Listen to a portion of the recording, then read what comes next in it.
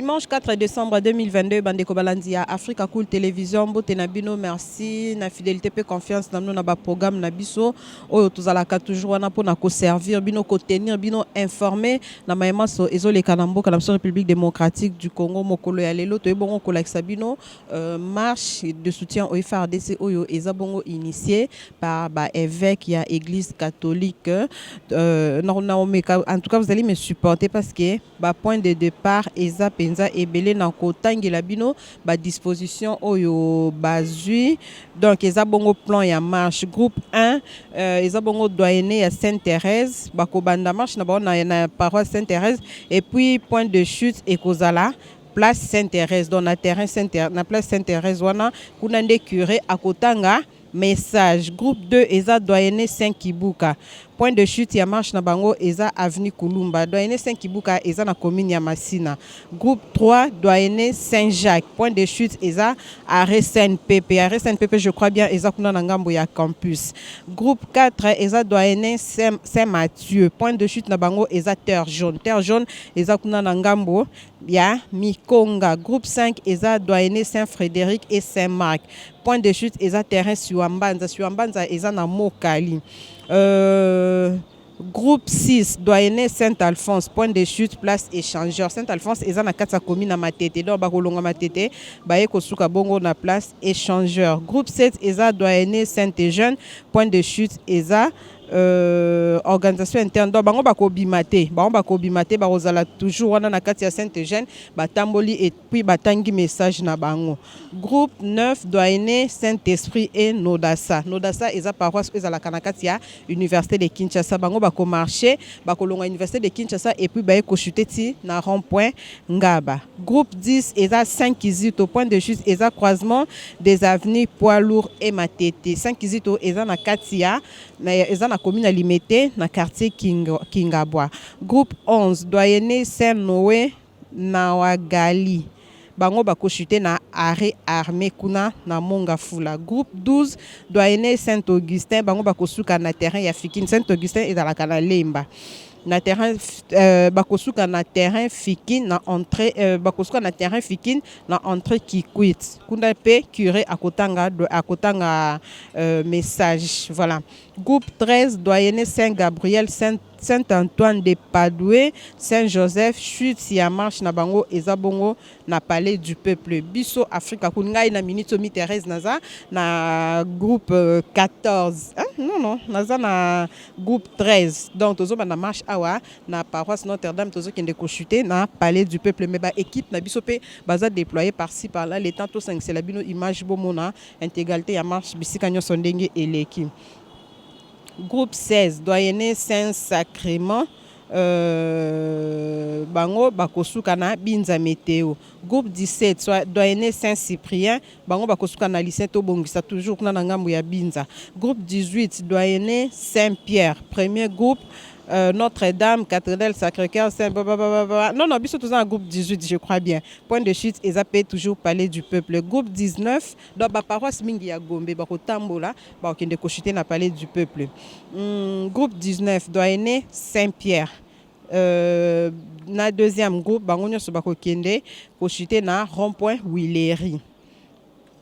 Voilà. Notez bien, il est demandé à tous les marcheurs d'observer ce qui suit.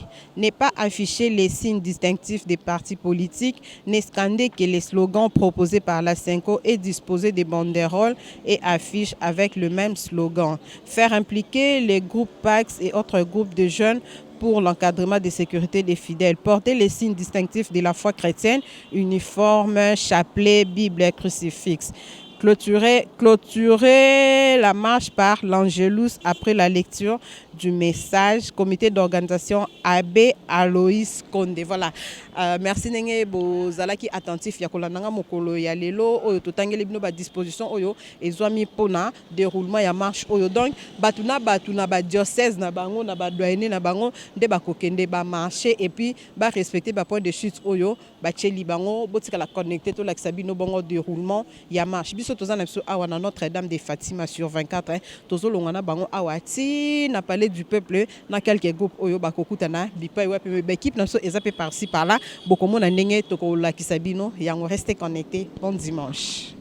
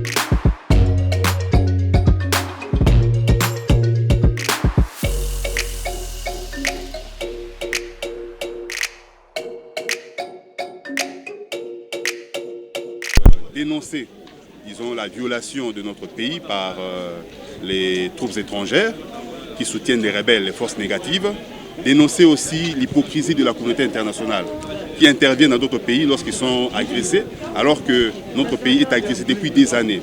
Et cette guerre a fait des millions de morts.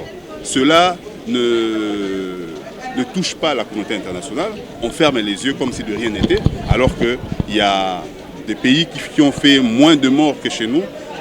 C'est toute la communauté internationale qui se mobilise pour venir en aide à ces pays-là. Et notre pays qui est agressé par plusieurs pays d'ailleurs. Et ces guerres ont fait des millions de morts. On n'agit pas, on ne vient pas en aide. Et pire que ça, il y a des mesures qui empêchent notre pays de pouvoir se défendre par nos propres moyens. C'est comme ça que nous voulons dénoncer toute cette situation, dénoncer, dire non à la balkanisation de notre pays, dire que l'intégrité territoriale de notre pays n'est pas négociable, dire non à l'hypocrisie de la communauté internationale, dire non à l'agression de notre pays et tout ce qui fera en sorte que nous ne puissions pas être en paix. Nous voulons dénoncer et nous voulons montrer que le peuple congolais est mobilisé comme un seul homme pour dire non à la balkanisation, non à la guerre à notre pays et venir en aide aux populations de l'Est de notre pays qui subissent toute cette violence, toute cette guerre depuis plusieurs années. Voilà. Merci beaucoup. Lelo eza lelo. Lelo ezali lelo. Communauté internationale na Kagame a noté que l'église est sur makambo na maboko. Nous ne défendons pas les individus, nous défendons la nation. Voilà. On n'a pas un pour X et Y, nous c'est la nation.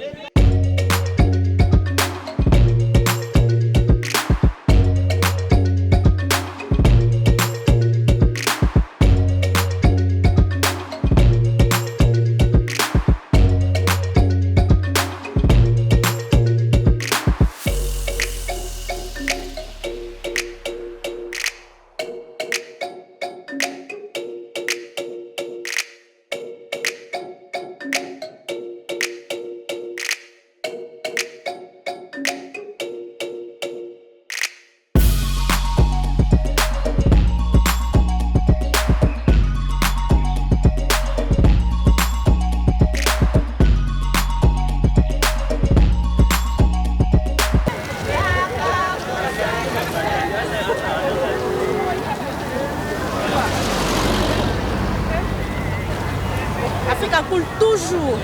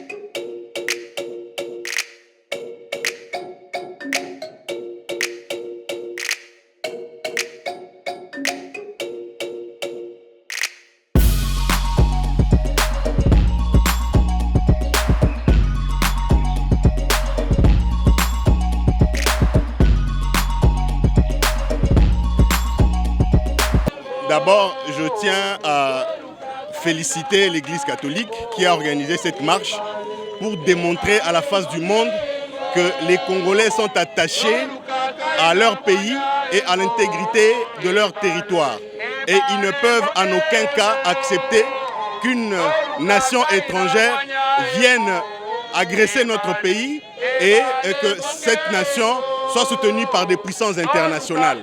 Alors que le Congo est un pays hospitalier, le Congo a accueilli tout le peuple ici et qui vivent en paix, mais nous sommes agressés par le Rwanda sous l'indifférence totale de la communauté internationale. Et c'est pour cette raison que nous sommes venus ici répondre massivement à l'appel de l'Église catholique pour manifester notre mécontentement, notre révolte face à l'indifférence, face à la complicité de la communauté internationale vis-à-vis de l'agression de la RDC. C'est ce qui justifie la présence. Vous voyez même des enfants, vous prendrez des images, même des enfants de 2-3 ans, mais qui sont là avec leurs parents. Ils témoignent leur attachement à leur nation.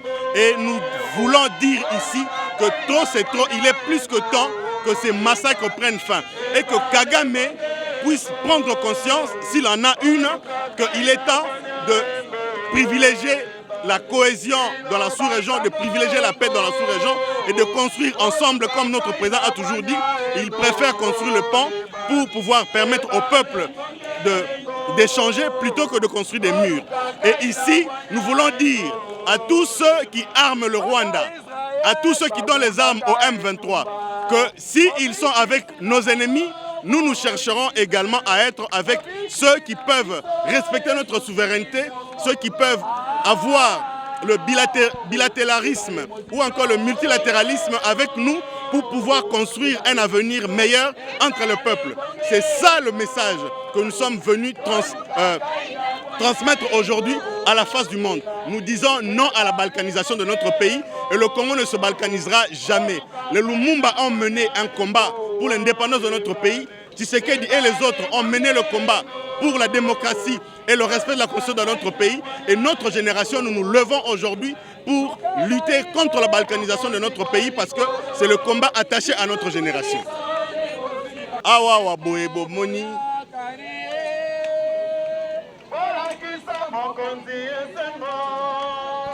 Awa boebo moni congolais ya lolenge nyonso aya ba Kristo ya Ecclesia catholique ba Kristo ya Ecclesia ya missioni ba politique lokwa biso toye yawa bona société civile toye koyanola na kobenga ya Église catholique o balobaki ete lelo le 4 décembre toya pona kotambola pona kolakisa na mokili mobimba ete Congo tozali ekolo moko epe tokotika lobe ekolo moko mindele balingi ba kabola mboka o biteni biso to boye loko wana botala ata bana mike ba mibu mitano misato minei baye awa na babota ngo pona kotambola pona kolakisa na mokili mobimba ete to lingi likambo o wana ya kokabola Congo te to boye yango congolais o yazali awa alingi kolakisa na mokili mobimba ete oyo minde baza kosala ya France ya États-Unis ya Angleterre ya Canada ya bipai nyonso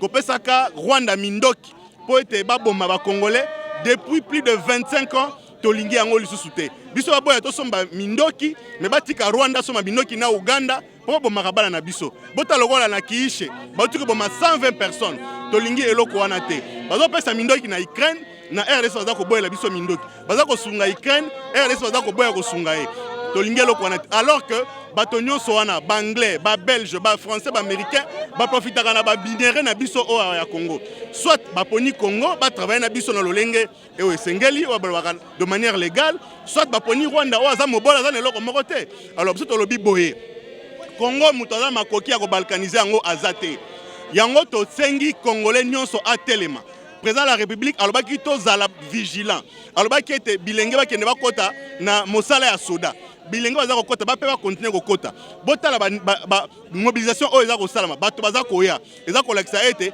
congolais alingi mboka na ye congolais aboyi mopaya aya kokabola biso génération oyo biso eza kobunda po ete Congo ezala balkanisé te lokola ba Lumumba babundaka bitumba ya indépendance papa et Tshisekedi Etienne babundaka bitumba ya démocratie biso lelo toza kobunda etumba po ete mboka na biso ezala balkanisé te tozu conscience wana pona kolakisa na banguna nyonso ete bakoki kosala eloko moko te boyebi mama po ete rébellion ndeko mobali ndeko mwasi po ete rébellion esimba esengaka peuple azala sima ya rébellion wana mais boza komona ete banguna oya Congo baza na soutien ata moko te ya peuple congolais ezala na Kasai ezala na Bandundu ezala na Congo central ezala na Kivu ezala na Équateur ezala awawa na espace nyonso ya minoko nyonso ezala na moto moko asepeli na agression ya Congo te ezala na moto moko asepeli na oyo Rwanda za kosala na Uganda te bomoni congolais atelemi pe to kotelema kino ete bangona ko mapengo ngango yango ekoki na sengi na congolais nyonso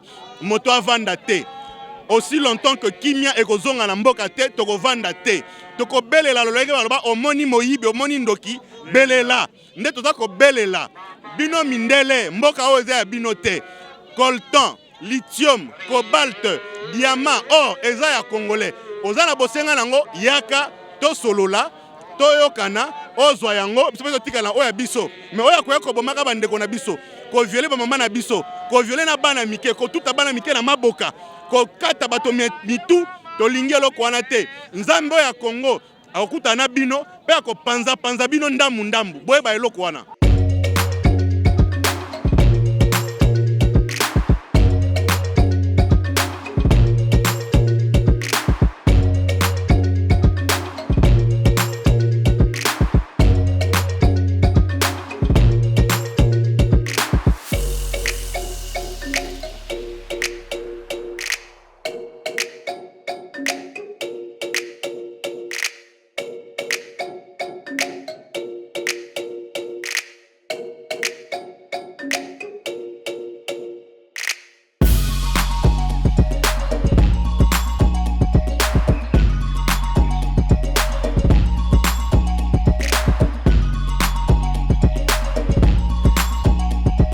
Position ya communauté internationale na semblant baosala baza na sima Rwanda baza na sima ya Ukraine bapesa bango mandoke mais na Congo bakangi miso bakangi monoko yango toye kobeta mbela na sima église catholique ke biso bai Congo kobana na mwanda tina Goma toza tokotikala obele moko ndeko oyo aza na Bukavu ndeko oyo aza na Goma ndeko oyo aza na Beni ndeko oyo aza na Kasumbalesa ndeko oyo aza na Kinzamvwete ndeko oyo aza na Matadi aye koloba ke toza moko tokotikala moko non à l'hypocrisie ya communauté internationale ya ko soutenir Rwanda kopesa manduki pote a agresser biso totelemi lokola moto moko na sima ya tata ya ekolo Félix Antoine Tshisekedi pote tot koganga oyo fort complicité ya communauté internationale na makambo oyo bayi kosala tolobi non ekoleka te biso bilenge ya Congo totelemi ata eteni moko te ya Congo ekokatana kobanda Goma Beni ti Kinshasa awa tokotikala moko pe libela ba génération ekoya bakokopie makambo oyo Lumumba lobaka tozokomizwa en charge eloba Kondo Etienne Tshisekedi ke biso ba jeune ya Congo totelemi lokola moto moko po ete to barre route na moto nyonso akozwa likanisi ya kokabola biso.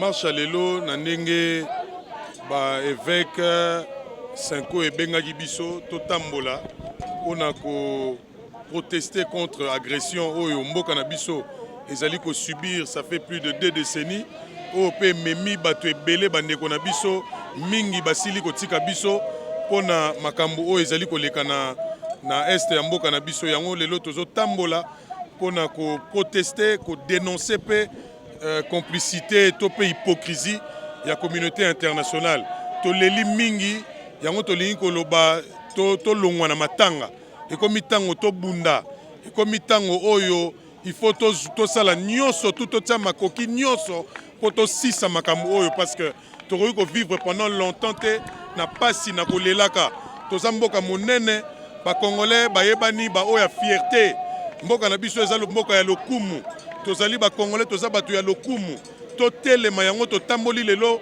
sous les signes de la restauration de notre pays.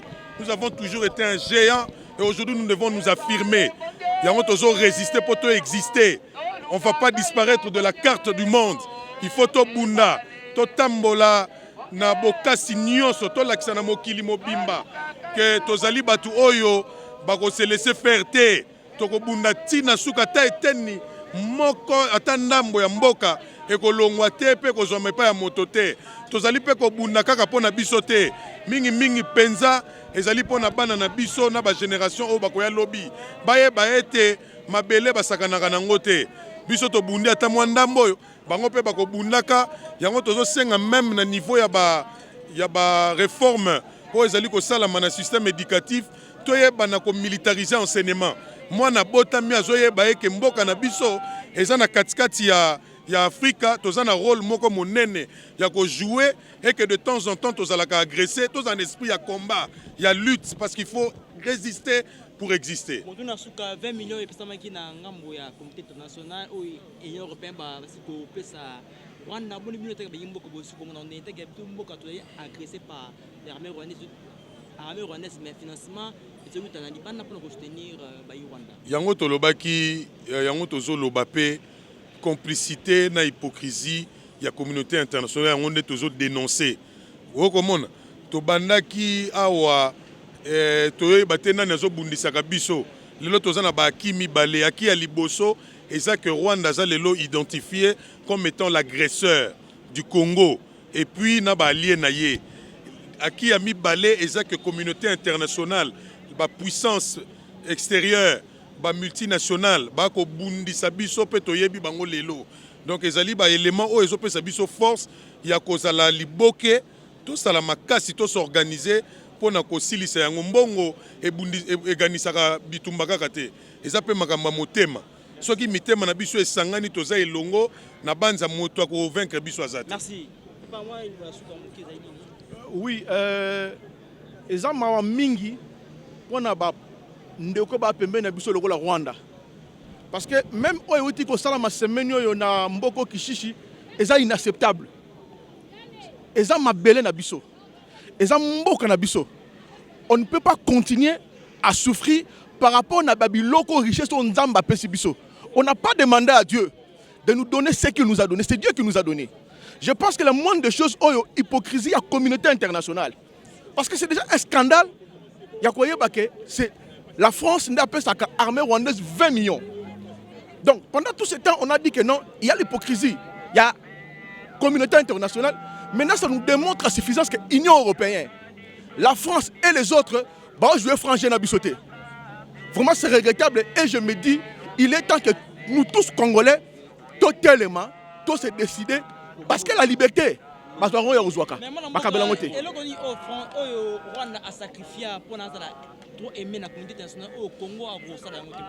non,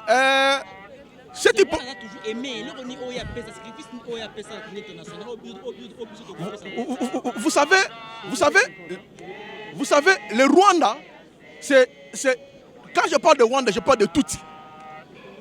C'est un peuple qui ne fait que réclamer. Parce que moi je me dis, par rapport au nombre de Congolais qui sont morts pendant des décennies, na moi millions mibale, on a koufaki na Rwanda na makambo sana meke pana bango ya ndenge mokote. Je pense bien, il est temps que biso ba Congolais to tellement parce que ceux qui to télémité, to continuer à souffrir. Donc c'est un peu ça. Merci beaucoup.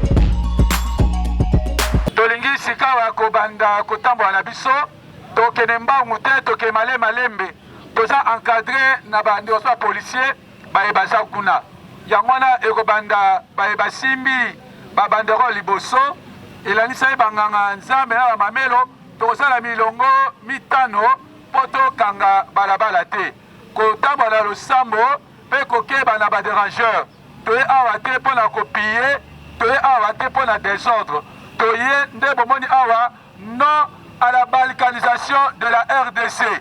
Sur l'habitude de la balkanuni. Toye awa pomboka e kabwana.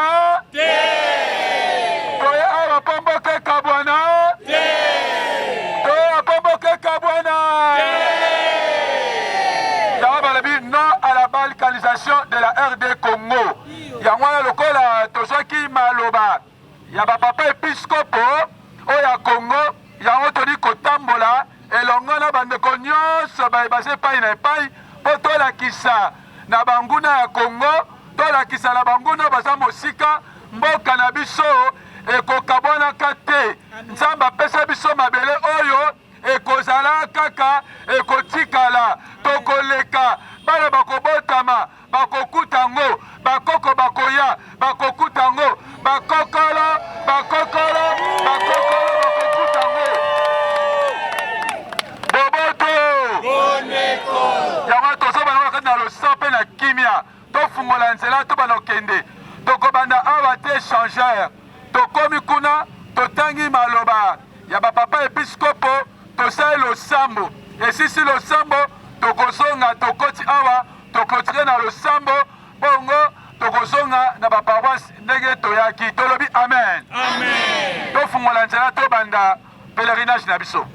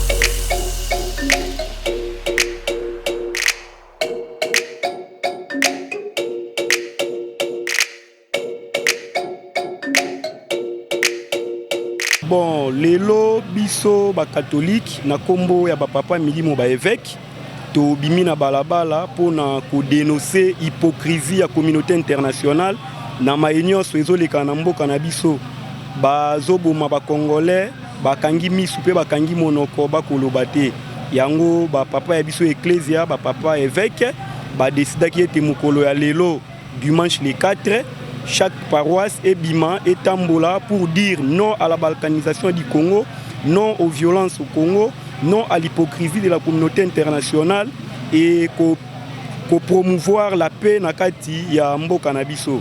Yango biso na doyene Saint-Alphonse, to zali bongo na 8 paroisses, to marché batu na batu kolongwa na paroisse na bango, to e poto kuta na awa na terrain ya Chobo, point de chute na biso ezali bongo échangeur. Donc c'est un peu comme ça.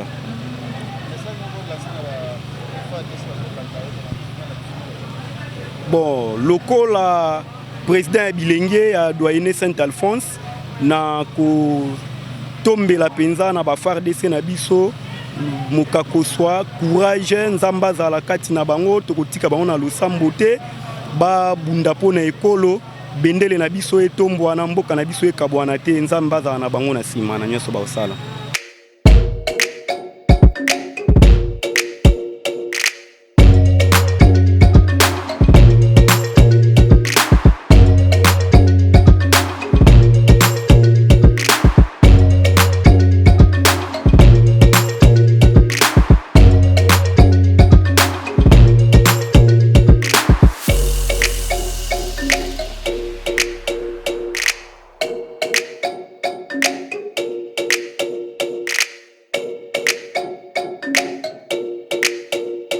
Ben, au début que tata mokonzi ya mboka alobaki que mboka na biso tozali agresser et que biso nyonso fallait to sangana pour te bana kubute ennemi libani tata episcope atikali simate abibano ya ngai na kotia bango na balabala batambola balela tolela na nzambe biso lela kobela nzambe tokolela po nzambe amo ayokela biso mawa amona que epa biso kuna bandeko na biso bakokufaka nzambe ye moko ayebana kobatela bango mpe ayebana kobute ennemi dehors yango moni lelo journée ya lelo tata episcope alobaki biso nyonso bakatoliko tokotambola pacifiquement ti tokomi place tosambeli mpe topanzani nakoloba na bango ke fo toyebana kokanisa bandeko na biso ya este e bazali église catholique et église ya mbaka moto nyonso baya tosambola totia losambo mpona bandeko na biso ya este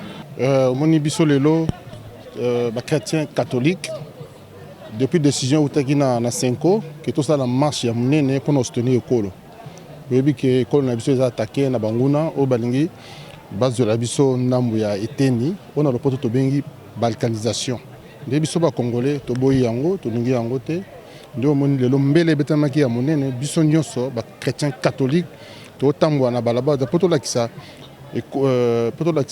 opinion internationale mokili mobimba ke toza d'accord na baoyo bazosoutenir bato wana te mpo bazwela biso ndambo ya ekolo na biso. Oui. En tout cas, Matétois nyonso to sangana, tous ensemble, to soutenir l'école na biso, to soutenir chef de l'État, Félix Antoine Tshisekedi, Otobengi Fachi Beton, to soutenir hier de façon que l'école na biso est à la déranger te, biso nous a unis, to tambola, to telemela, de to salara tangu ya papa Kabila, tangu bangondo na côté la biso bon mona randa biso ba kino de telemela pour to si ça eloko wana. Depuis le on a 5 na bino ba Matétois ba kinois, biso nyonso ba congolais, to za na sima tata ekolo de façon que munguna alikate batikila biso ko na biso tranquille, za ekolo nzambe apesa biso. Merci.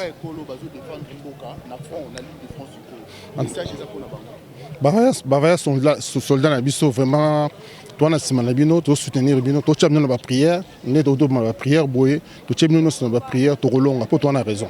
Merci.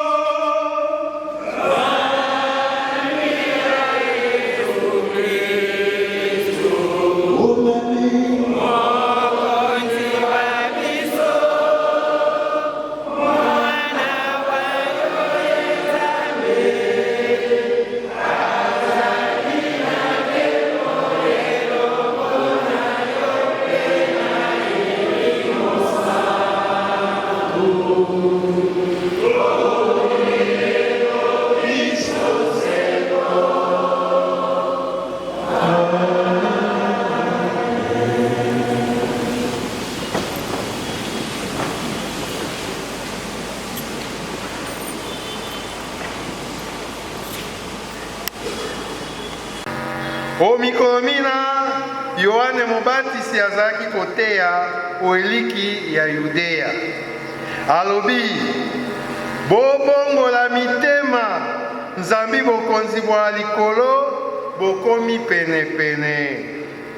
Po ya ye penza, profeta Isaya alobaka, moto abeleli oeliki yete, bobongisela mokonzi nzela, bosembola nzela ya ye.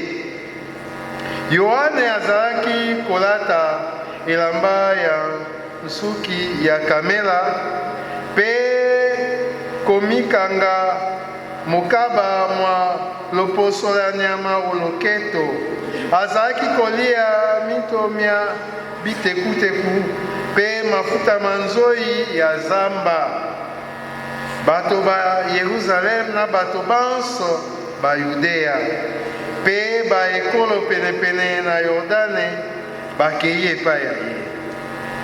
Pe awa basakoli masumu mabango abatisi bango Yordane. Awa amoni bafarizeyo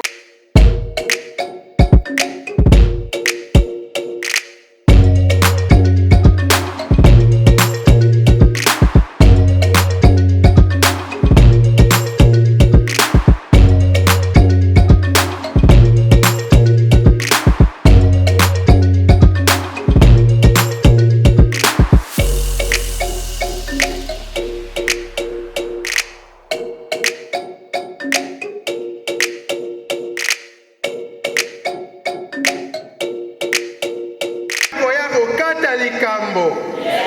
Nani mobikisi penza? Tobete maboko na milolo.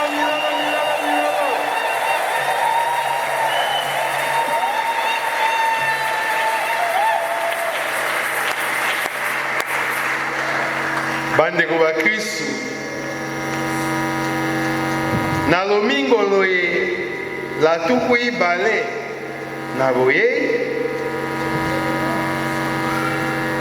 tokomona mingi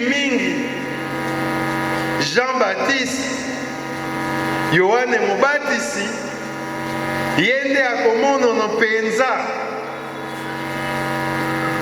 bongo bazai koloba na biso maimatali bokonzi bwa likolo, les reines de Dieu. Eleko ya loya tozali komilengele po ya koyamba mwana nzambe oyo azali koya yambo penza ndenge tolobaka première partie ya avant tokotala la parousie bozongi ya mwana nzambe na nkembo tokomona ndenge nini azali koya po ya bokonzi bwa likolo pe deuxième partie avant nde kosalisa biso tomilengele penza po ya Noël. Bongo bokonzi bwa likolo na litangi ya yambo bazali kolobela biso ezali nini, bazali kotalisa biso yango. Liloba ya Nzambe oba profeta Isaya komi azali kotalisa biso te mwana wa sika kobotama olibota ya Yese, bakobenga ye mwana wa David. Bongo bakotalisa biso te elimo ya Nzambe ya kotondisama okati ya ye, elimo ya malako na ya nguya. Yenda koza résumé il y a ba don de cette don de l'Esprit Saint.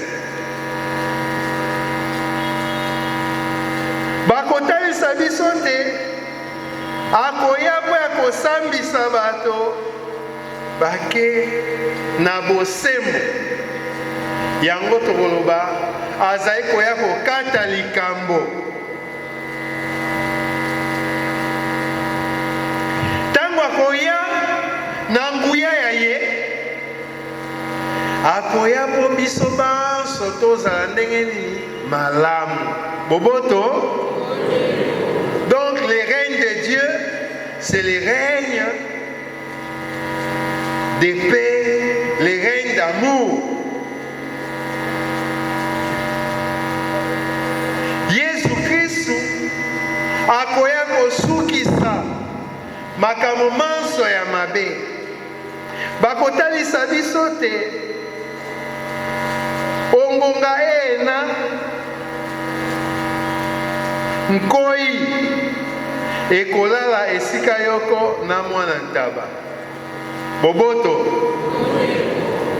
est-ce que ezali possible lelo kotia nkoi na mwana ntaba esika yoko? Soko tie bango esika yoko nkoi amoni nde bilei te, azwi bilei asepeli akolia mwana ntaba na pete nyonso. Balobi mwana ngombe na mwana tambwe bakolia esika yoko. Veau na lion esika yoko. Balobi bana babango pe bakolala esika yoko. Mwana moke akosakana olibulu ya nyoka esika. Est-ce que bosembo bozali? Mboka na biso tozali kopata-pata, tozali koluka moyen nini tokotisa boboto. Yango tina penza lelo sima ya misa maye biso banso na nzela boboto. Pamba te tozali koluka boboto boyingela penza. Totala na est ndenge nini bandeko bazali kokufa. Yango tolobi te biso banso bakongole tokotelema po ya kotambola. Nzokande oyo tokosala ezali mpenza marche de santé. Nzambi pour une fois na biso na gouvernement tozali kan moko toza kowela na te. Nzokande marche na gouverneur andimi yango akomi mokanda tokozala bien encadré. Donc oyo nano azwa occasion te ya marche to abangaka bagaz lacrymogène occasion yango ya kotambola elongo. Totala na Bukavu na Goma ndenge ezali kitoko, bato ebele mpenza. Nzokande kotambola oyo kotambola wana sacrifice okosala ezali mpo mboka ya bapaya. Nations Unies baoyo bazali konyokola biso bao balingi mboka yango ekabwana bakomona te bana Kongo basepeli te. Yango biso banso tokokita mutu moko ate atikala te bobanga te. Lelo ezali mpe marche de santé mpe biso tozali maison mère bakatholike tokotambola na bilamba na biso ya bakatholike. Bilamba Saint Alphonse bolati ya Légion de Marie ya Motema Monsanto ya Saint Rita nyonso tolati. Biso mpe banganga nzambe na sutana tozali wana na bino. Bongo tokotambola tokolakisa te soki maison mère etelemi eloko moko ekoki lisusu te. Awa tokotelema boye tozali kosala lokola bana ya Jéricho. Bana ba Israël basalaki tour ya mire ya Jéricho na bomoto totelemi, kasi spirituellement mpe tozali kobuka bakale, tozali kokweyisa mitambo bakale nyonso ezali kotungisa mabota mabiso oyo ezali kosala te bosembo bozala te boboto bozala te tokokweyisa yango nyonso boboto biso banso tozali kolula les règnes de paix les royaumes des cieux. Les royaumes des cieux ezali likambo moko théorique te ezali likambo moko oyo ya maloba te tokomonaka yango mingi. Ah, attention, Jésus vient bientôt. Jésus vient bientôt. Ah, ezali likambo ya théorie te. Les règnes de Dieu wana dépendent de toi. Nzambe azali na besoin na yo pote bokonzi bwa likolo bokokisa ekoya ndengeni yango toti oyemba bobongola mitema bokonzi bwa Nzambe bokomi pene pene boboto.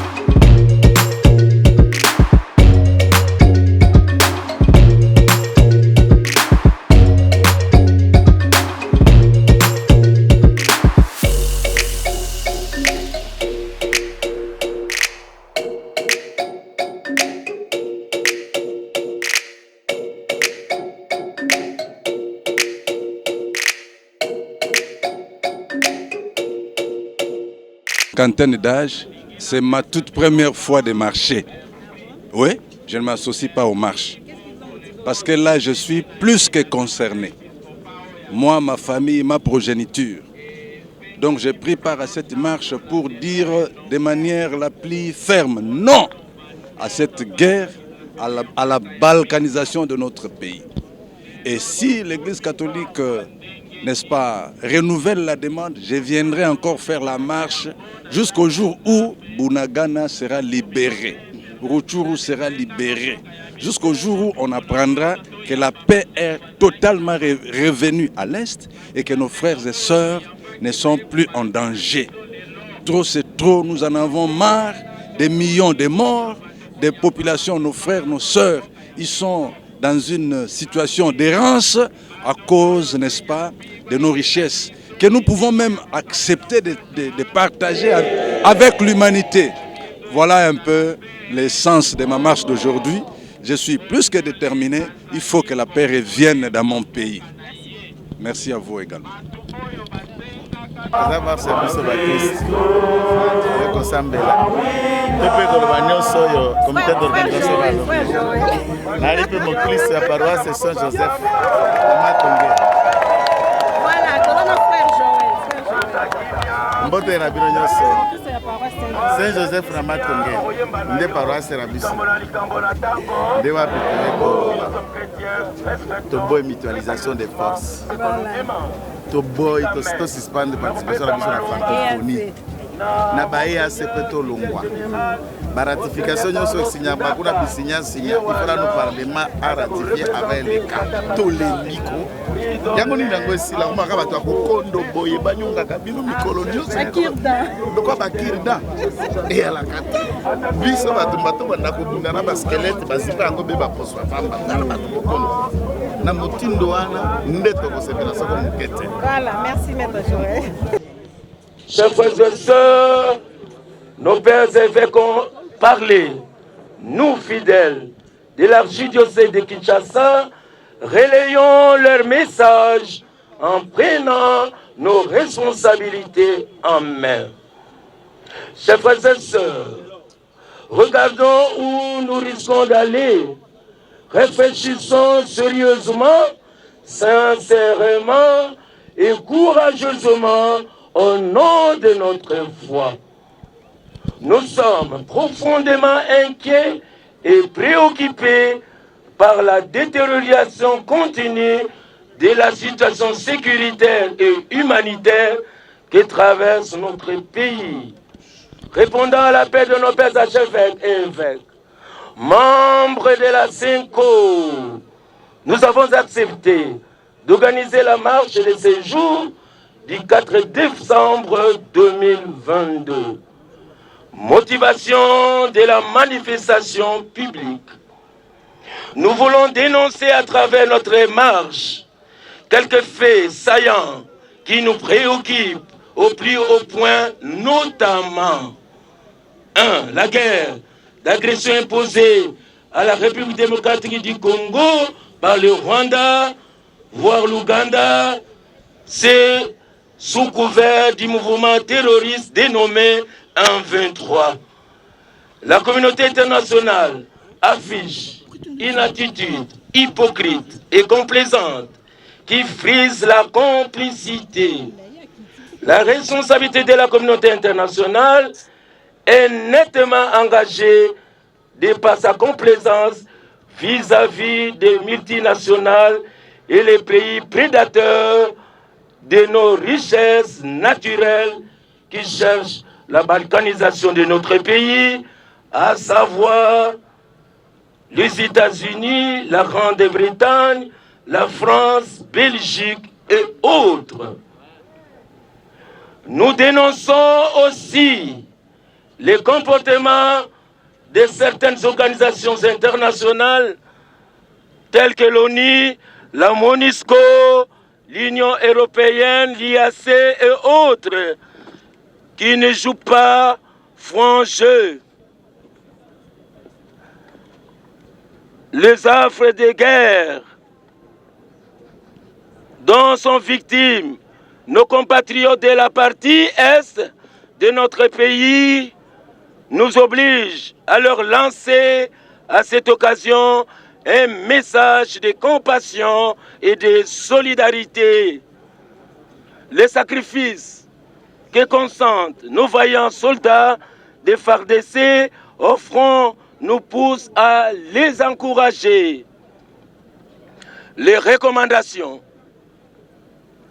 vu que l'intégrité territoriale et la souveraineté nationale ne sont pas négociables, nous, fidèles de l'archidiocèse de Kinshasa, recommandons ce qui suit. 1. Que l'État congolais joue pleinement son rôle régalien, notamment par la restructuration en profondeur de nos services de sécurité. 2. L'intensification du processus de retrait de la MONUSCO de la République démocratique du Congo.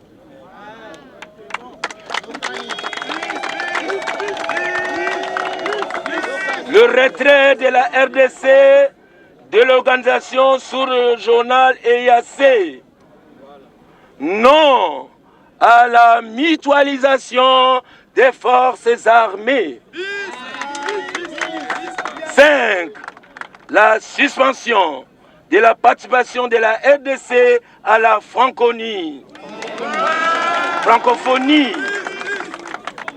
6. La ratification par le Parlement. La ratification par le Parlement de tous les accords internationaux avant toute signature par l'État. Conclusion. Prenant nos responsabilités en main pour défendre l'intégrité de notre territoire. Nous, peuple congolais, sommes prêts à consolider l'unité nationale pour que la RDC reste une et indivisible. Considérer la République démocratique du Congo comme pays solution multisectorielle, car son anéantissement ne pourrait se faire qu'au préjudice du monde. Cultiver l'amour de la patrie jusqu'au sacrifice suprême. Enfin, que la bienheureuse Vierge Marie, mère du désarmement, intercède pour la République démocratique du Congo, notre patrie, auprès de son Fils Jésus-Christ, notre Seigneur, pour une paix durable sur toute l'étendue de notre territoire national. Ainsi fait à Kinshasa, le 4 décembre 2022, comité d'organisation Kinshasa. Que les mains ont gagné. Kinshasa.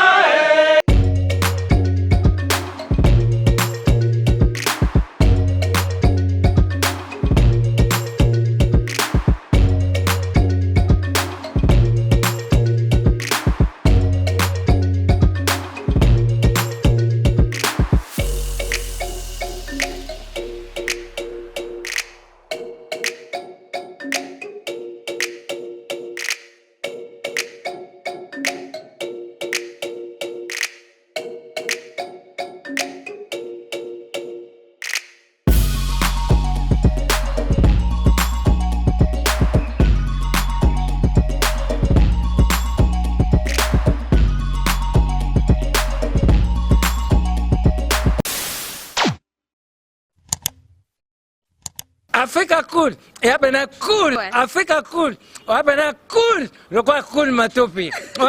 Après toujours,